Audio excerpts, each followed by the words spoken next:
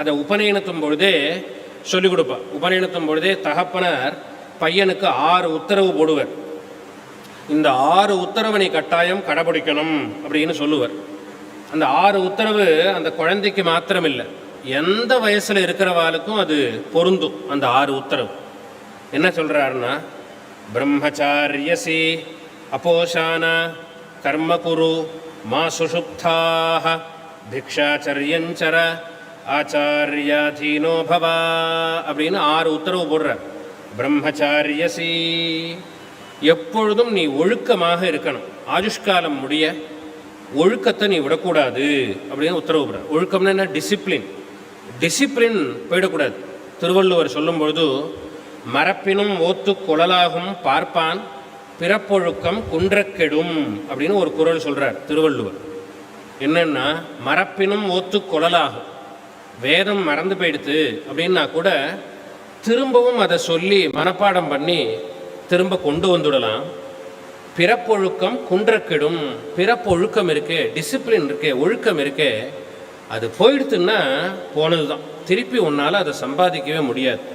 குன்ற கெடும் அப்படின்னு, கெடுவான் அப்படின்னா அவன் மட்டும் கெட்டு போயிடுவான்னு அர்த்தம். கெடும் அப்படின்னா அந்த சமூகமே கெட்டு போயிடும் அப்படின்னு அர்த்தம். ஒருத்தன் டிசிப்ளினை கடைப்பிடிக்கலைன்னா அந்த சமூகமே கெட்டு போயிடும் அப்படின்னு திருவள்ளுவர் சொல்கிறார். அப்படி பிரம்மச்சாரியசி, ஒழுக்கத்தை நீ கடைப்பிடிக்கணும். பாடம் அப்படின்னு அந்த பையன் சொல்லுவான், அப்படியே கடைப்பிடிக்கிறேன் அப்படின்னு சொல்லுவான். அப்போஷானா, 2வது, எதை சாப்பிட்டாலும் தண்ணீர் சாப்பிட்றது போல் சாப்பிடு அப்படின்னு தண்ணி குடிக்கிறோம். தண்ணி குடித்தா அது ஸ்வீட்டாக இருக்கா, காரமாக இருக்கா, உப்பாக இருக்கா, புளிப்பாக இருக்கான்னு பார்க்குறோமா? இல்லை. தாகம் தீர்றதா அப்படின்னு பார்க்குறோம். தாகம் தீர்ற அளவுக்கு ஜலம் சாப்பிட்றோம். அதே மாதிரி தான் எந்த சாப்பாட்டையும் ரொம்ப ருச்சி பார்க்காமல் சாப்பிடு. ருச்சி பார்க்கறதுன்னு வந்தால் என்ன ஆகும்னா, நம்ம மாத்திரம் சாப்பிட்டுட்டே இருப்போம். ஒரு நாளைக்கு அந்த சாம்பார் பொடியெல்லாம் பிடிக்காமல் போயிடும். எழுத்தாத்து சமையல் ரொம்ப ருச்சியாக இருக்குது, வாசனை வருது. எழுத்தாத்தில் சாம்பார் வைக்கும்போது நல்ல வாசனையாக இருக்குது அப்படின்னு எழுத்தாத்தில் போய் சாப்பிட்ணும்னு தோணும். அதுக்கப்புறம் அந்த ஹோட்டலில் நல்லா இருக்குது, அங்கே போய் சாப்பிட்லாம், இப்படியே போயிட்டே இருக்கும். அதுக்கு முடிவே கிடையாது. அதனால தான் ஒரு கட்டுப்பாடை வச்சுக்கணும். பசி தீர்றதா பார்க்கணும், ருச்சியை ரொம்ப பார்க்காத அப்படின்னு சொல்கிறேன். கர்ம குரு, உன்னுடைய கடமைகளை பூரா நீ பண்ணணும், கடமைகளை விடக்கூடாது. மா சுஷுப்தாக, தூக்கத்துக்கு முக்கியத்துவம் கொடுக்கக்கூடாது. தூக்கம் வந்தால் தூங்கு, இல்லைன்னா தூங்காது.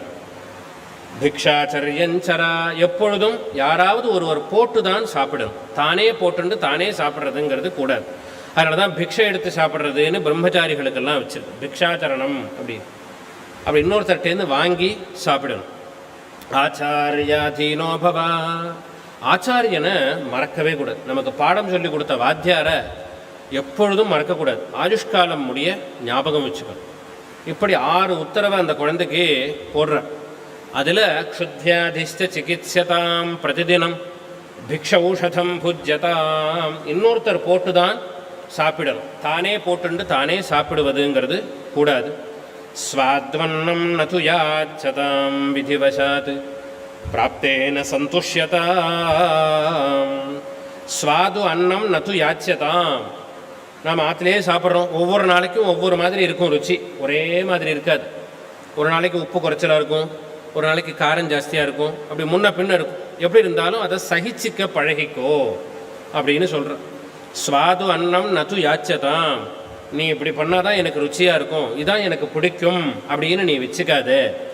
பிரதி விதிவசாத்து பிராப்தேன சந்துஷ்யதாம், இன்னைக்கு நமக்கு பகவான் எழுதினது இதுதான் அப்படின்னு நினச்சிண்டு சாப்பிட கற்றுக்கோ. சாப்பாட்டுக்கு முக்கியத்துவம் கொடுக்காத அப்படி இந்த அளவுக்கு சாப்பாட்டை சொல்கிற. ஏன்னா இதுதான் ரொம்ப முக்கியம். இந்த கலியில் நமக்கு பிராணசக்தி எதிலிருந்து கிடைக்கிறது? ஒவ்வொரு